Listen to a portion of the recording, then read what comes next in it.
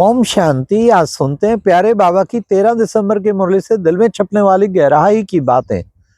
आज की मुरली में बाबा ने कितना अच्छा हम बच्चों को बताया। बच्चे, तुम झाड़ का सेपलिंग लगाते हो, नए झाड़ का, आदि सनातन देवी देवता धर्म के झाड़ का सेपलिंग लगाते हो तो पत्ते भी लगाने पड़े।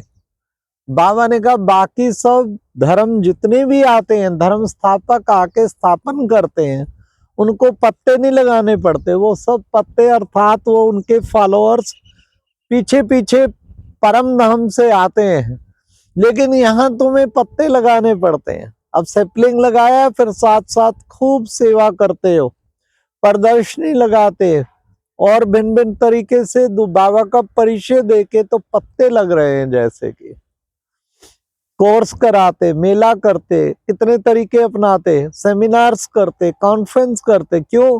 ताकि हमारी देवी झाड़ का सेपलिंग लग गया है तो पत्ते लगते जाएं, इसके जो देवी कुल की आत्माएं वो निकल आए। आज बाबा ने कहा परहेज रखनी है। डॉक्टर ने कहा खटाई नहीं खानी तो नहीं खानी। हाँ, ये नहीं फिर भी खाते रहो। अपनी कर्मेंद्रियों को वश करना है। कितनों को डॉक्टर मना करते, ये नहीं खाओ, पकोड़ा, तली हुई चीजें, समोसा। पकोड़ा माना पकड़ा गया, समोसा माना समस्या। पर फिर भी कर्मेंद्रियों के वश अगर खाते हैं तो बाबा ने क्या कहा है? कंट्रोल करो। जो डॉक्टर ने मना किया उसे नहीं खाओ, फिर रोग बढ़ जाएगा। अपने शरीर की संभाल करनी है। भले बाबा कहते पतित देह, लेकिन संभाल करनी है। इसी के द्वारा ही तो सेवा करेंगे। तो अपनी कर्मेंद्रियों पे भी कंट्रोल चाहिए। आज बाबा ने कहा कर्मेंद्रियां पूरी है। बच्चे मन में उल्टे सुलटे ख्याल, स्वप्न, हाँ, कई प्रकार के आएंगे, लेकिन बच्चे निशानी क्या है? तुम्हारी रिटर्न जर्नी है। रिटर्न आयरन एज से अब तुम फिर गोल्डन एज की ओर रिटर्न हो रहे हो। तो बच्चे, तुम अगर सिल्वर एज तक भी पहुंच गए, कॉपर हो गया द्वापर, तब भी आएंगे। आत्मा सिल्वर एज तक पहुंच गई तो बंद हो जाएंगे, और गोल्डन एज में तो बिल्कुल सतो प्रधान बन जाएंगे। बाबा ने कितना अच्छा बताया।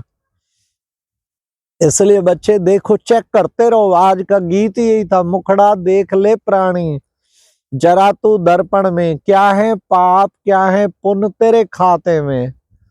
पुण्य क्या है, पाप क्या है, वो चेक करना है।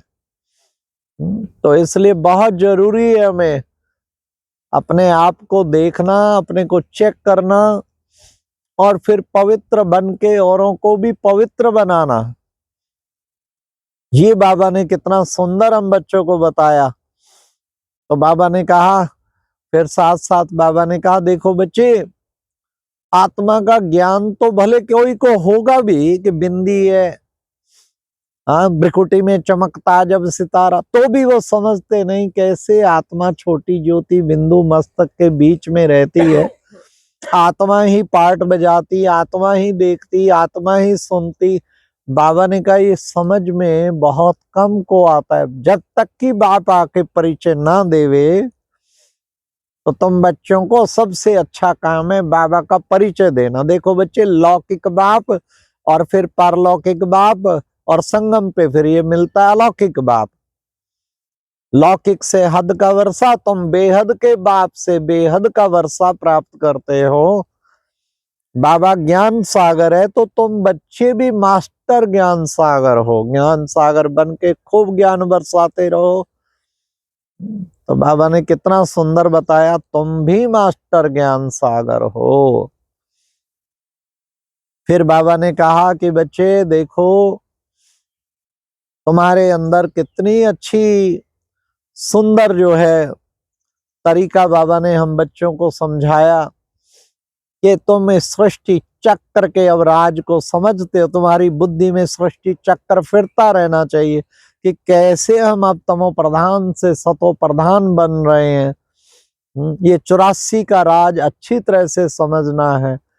बाबा ने कहा वर्णों का राज बाबा समझाते हैं। बच्चे, अभी तुम्हारा ब्राह्मण वर्ण है, फिर तुम बच्चे देवता वर्ण वाले बन रहे हो, ब्राह्मण से देवता बन रहे हो।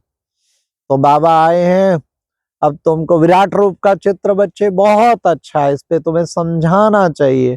फिर बाबा ने कहा देखो घर में बच्चे चित्र, 3 चित्र तो जरूर होने चाहिए, एक सीढ़ी, एक त्रिमूर्ति और एक झाड़। झाड़ पर समझाएंगे तो सब समझ जाएंगे हमारा धर्म कब आने वाला है। तो बाबा ने कहा ऐसे बच्चों को सबको बाप का परिचय देने की भी उमंग होनी चाहिए। तब बाबा कहते औरों को आप समान बनाओ। फिर आज बाबा ने कहा चार्ट जरूर रखो बच्चे, चार्ट से तुम्हें पता लगेगा कितना हम बाप की याद में रहते हैं। बाप की याद का चार्ट लिखना, चार्ट से तुम्हारी उन्नति होगी। फिर बाबा ने कहा देखो बच्चे अव्यभिचारी योग, अर्थात मेरा तो एक शिव बाबा, दूसरा ना कोई। एक बाप की याद आए और कोई की याद ना आए, उसको कहेंगे अव्यभिचारी योग। अव्यभिचारी ज्ञान अर्थात एक बाप से ही सुनना है, कहीं किसी और से सुन सुन के इतने प्रभावित हो जाते, इतने प्रभावित हो जाते, ज्ञान ही छूट जाता। फिर बताओ कितने। बाबा कहते सुनना ही एक, तुम्ही से सुनो, तुम्ही से बोलूं, तुम्ही से हर काम करूं, ये बुद्धि में होना चाहिए ना।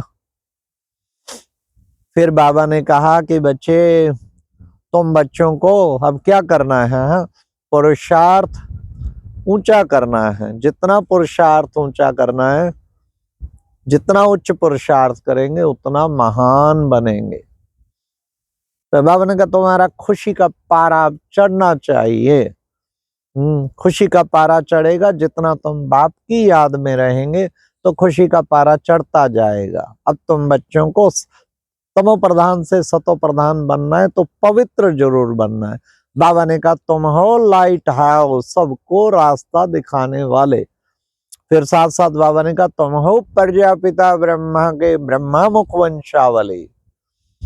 तो बाबा ने कहा कि बच्चे तुम सबको क्या दिखाते हो, ये मुक्ति धाम का रास्ता। तुम्हारी एक आंख में मुक्ति धाम और एक आंख में जीवन मुक्ति धाम है। इसलिए बच्चे तुम्हें बस एक बाप को याद करना है, पहले पहले तो अपने को आत्मा समझ बाप को याद करना है। इसका तुम बच्चों को खूब अभ्यास करना है। बाप की याद से तुम पावन बन जाएंगे।